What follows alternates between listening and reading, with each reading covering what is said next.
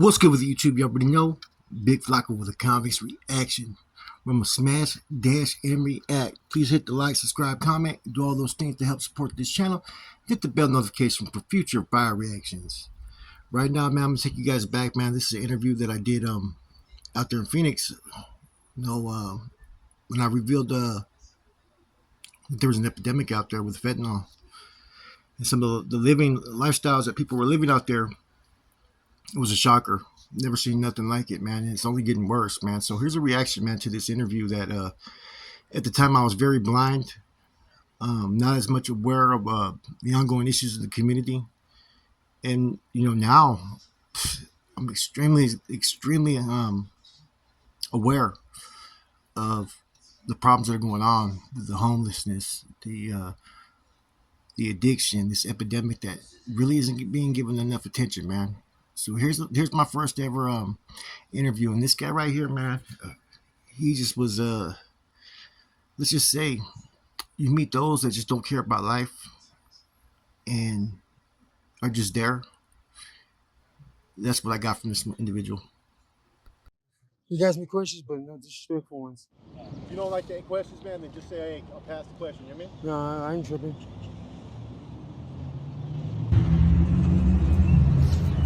So what's your name? Sammy Yamura, Where you from? South Phoenix.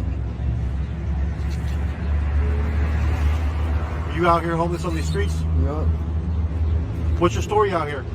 None. Fucking barely got out of prison. Basically, no family, no nothing. So this was one of the more awkward interviews I had to give, period, because this guy had no type of personality. He didn't really give any responses, man. But you just tell that he's just out there struggling, man. And his story is all too common. A little bit different out there in Arizona. I noticed in New Mexico, when people are talking about that they're homeless, a lot of them really do not have any family. It's not that they pushed the family away or they made mistakes. It's that a lot of them really don't have any family for whatever reason it may be. this is what it is. Are you out here on anything like blues or meth? Yeah. You got it, I'll smoke it.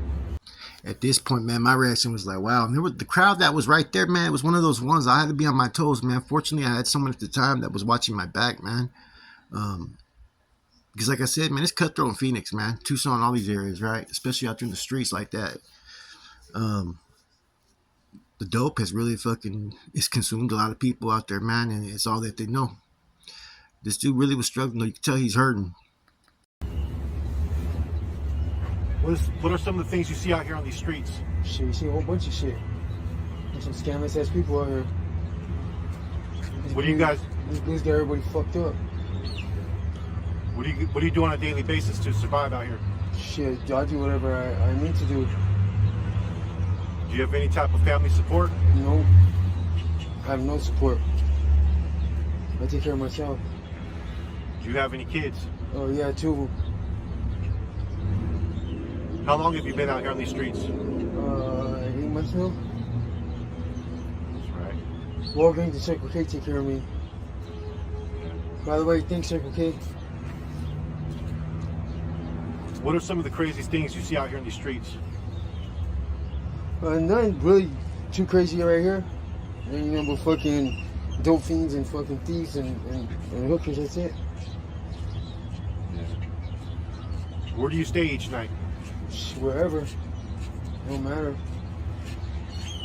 How is this blue epidemic out here affecting the streets? Shit, it's fucking everybody up. Bad. It's like, you be the realest motherfucker, but you start fucking with them and you be the fakest motherfucker. How bad is it affecting people out here? It's fucked up, it's bad. This is the worst I've ever seen it. And I was here for 14 years, and this is like 10 times worse than that one. What did you go to prison for the first time? It was marijuana possession and assault on a police officer. How long you been using drugs for? What drug? I've been doing drugs since I was 5 years old. I'm 30. At that point, I immediately thought about my son, man, because I think my son at the time was probably about maybe 7 or 8. And I was like, man, three years younger than that, man. And I just could not imagine my son, being in any type of environment, using any type of drugs, man. He said 5 years old. And the unfortunate thing is, there's a lot of kids out there I met in AZ in New Mexico. That's the story. They started using it by the time they were like 5 or 6 years old. I've heard some crazy stories, man. It happens in Cali as well, right? But you know, I think being that a lot of people from the res, you'll see a lot of people that are from the res is like they're Yaqui or Tohono that run with Raza out there and so forth, right? And so sometimes the upbringing there, it's a different environment, man. It's been like that for years. And I had a close friend that was there from the res, and he wanted to expose what was really going on out there. Financed for 30 years. What's the craziest things that you've experienced out here that you've seen? What, out here? Shit, a whole bunch of shit. People getting fucked up. It's everyday normal life around here.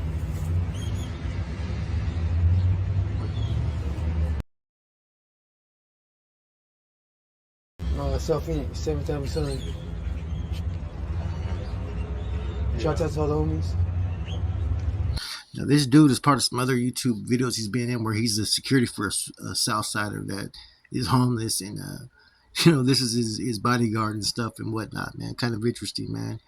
Kind of got like that little shield tattoo on his forehead, man. But he's originally from Arizona, man. And like Arizona, what I've learned is a lot of the Chicanos, Raza, like they study Nahua, they study different things over there. They are really into their heritage, man. Without a doubt, 100%. Let me ask you something. Would you say it's a broken dream out here on these streets? Fuck yeah, it is. Ain't nothing but a broken dream. Shit, you want something, you gotta get it. If you don't get it, ain't nobody gonna hand it to you. Is there a lot of kids out here on these streets? Yeah, you see a few. We try to steer them the right way, but them motherfuckers, they don't listen. Have you ever thought about trying to get clean and sober? Fuck no, man, I'm not neither. I'll be getting high till the day I die, shit. What type of resources do you have out here on the streets? If it wasn't for fucking Sir Ken Walgreens, I wouldn't be living here. That's right. So when's the last time you used? Shit, last night.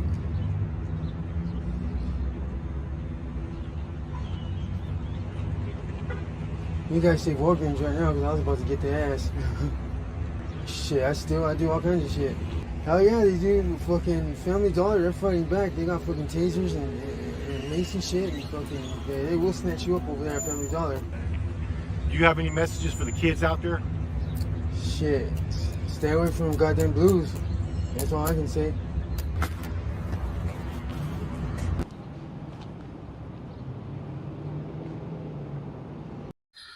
One of the hardest things in doing these interviews is not being judgmental and not wanting to get overly try to help these individuals, and always remember that if they don't want help, there's nothing you could do. But hopefully their story or someone seeing it is going to make someone want to change or make somebody want to help somebody. And doing these stories opened up a lot of doors for me, and I met some great people who are in the recovery field, man, and or want to help people. Check out the ChristineOrtol.org, right? That movie's supposed to come out this fall. They keep on pushing it back, man. So you guys are gonna want to tap into that, man. But these interviews is what opened the door for me to do other things.